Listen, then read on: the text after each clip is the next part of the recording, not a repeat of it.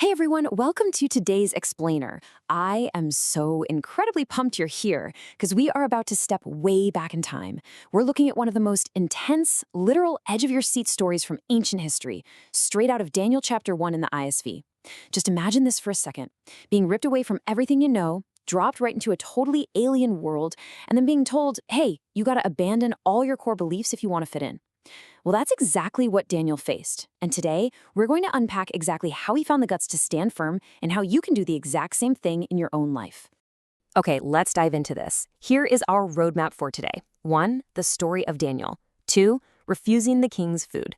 3. Living God's way. 4. The fourfold gospel connection. And 5. We're wrapping up with a trivia quiz challenge. Let's get into it. Section 1. The story of Daniel. So, looking at Daniel's story, it honestly gives us the absolute perfect playbook for dealing with unbelievable peer pressure.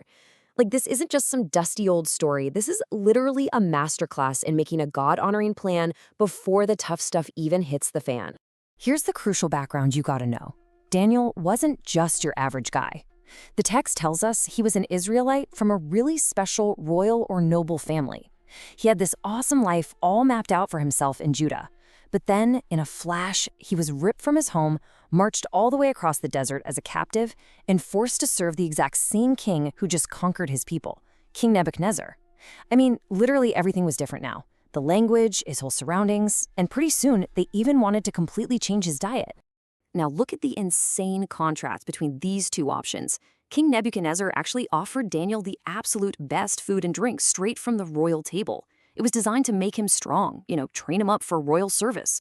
But, yeah, there was a massive catch. This royal food, it was very likely offered to make-believe Babylonian gods, and eating it meant totally violating God's laws for the Israelites. So Daniel did something crazy. He made a wildly unpopular request. He said no thanks, and asked for literally nothing but vegetables and water. You have to understand, making that request was incredibly dangerous. Refusing the king's food could have literally cost Daniel and the chief official their heads.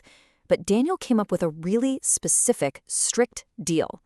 10 days. He said, hey, test us for just 10 days on only vegetables and water, and then compare us to the guys eating the king's rich food. Talk about a massive leap of faith, right? And this brilliantly illustrates exactly what happens when you trust God completely. Because at the end of those 10 days, the results were straight up miraculous.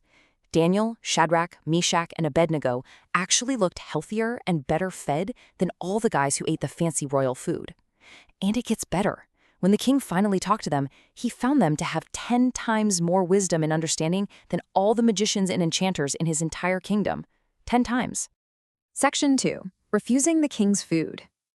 All right, let's talk about what refusing the king's food actually means for us right now. Because, okay, you might not have an ancient Babylonian king trying to force feed you meat sacrificed to fake gods, but you absolutely face a different kind of king's food every single day. It's often super difficult to do things God's way in our post-Christian culture, a culture that mostly just ignores him. Whether it's the pressure to join in on the gossip at the lunch table, to cheat on that massive math test, or just compromise your values so you can fit in with a certain crowd, that is your Babylon. That is your version of the king's food. You're facing very real pressure exactly like Daniel did. Section 3. Living God's way. So how do we actually stand firm? Well, to make God-honoring choices when the pressure is on, we have to master two things: thinking right and feeling right. It all starts with what we anchor our minds to. Thinking right means locking into absolute truth, like the words of John 14:6, where Jesus answered, "I am the way and the truth and the life. No one comes to the Father except through me." Guys, this verse is your rock. When the crowd is screaming that their way is better or way more fun or just easier, you can remember that Jesus is the ultimate way and truth. Knowing that gives you the immense courage to actually live differently. And that naturally leads us to feeling right, which is feeling faithful. Think about it for a second. Think about a time you had to choose what was right over what was popular. It probably wasn't easy, was it? But what does true faithfulness actually look like? It means doing what you say you will do, honoring God even when it is incredibly hard. And when you do that, just like Daniel and his buddies did, you get to experience this incredible, deep internal peace of feeling truly faithful. Section 4. The fourfold gospel connection. Now let's move to the table and see how this builds. Daniel's story isn't just some random Old Testament event. It connects directly to the larger unified story of Jesus.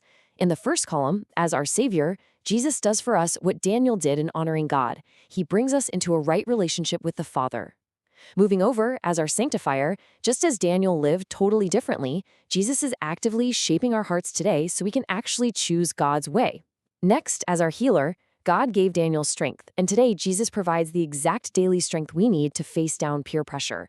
And finally, as our coming king, Daniel trusted God far above King Nebuchadnezzar, and we do the exact same thing, knowing Jesus reigns absolutely forever.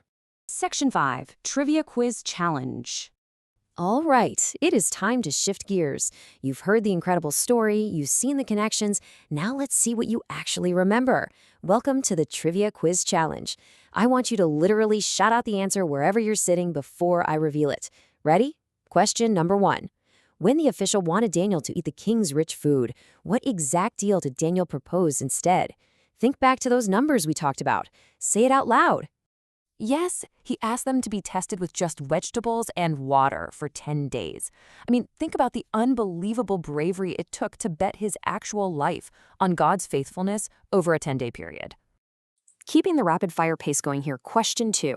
At the end of that test, because they honored him, what specific gifts did God give to Daniel, Shadrach, Meshach, and Abednego?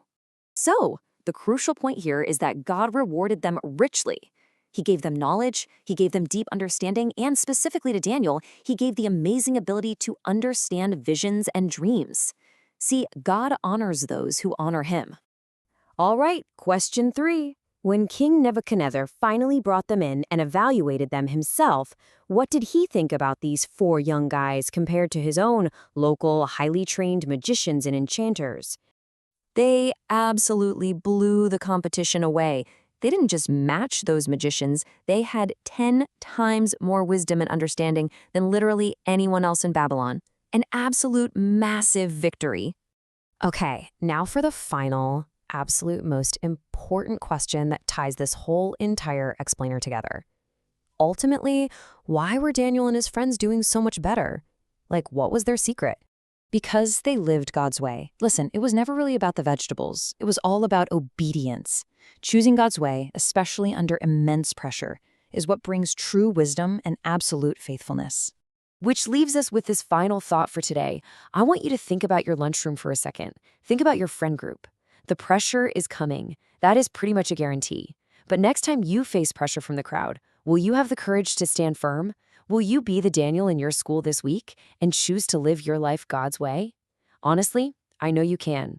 Thanks so much for joining me for this explainer today, and I will see you guys next time.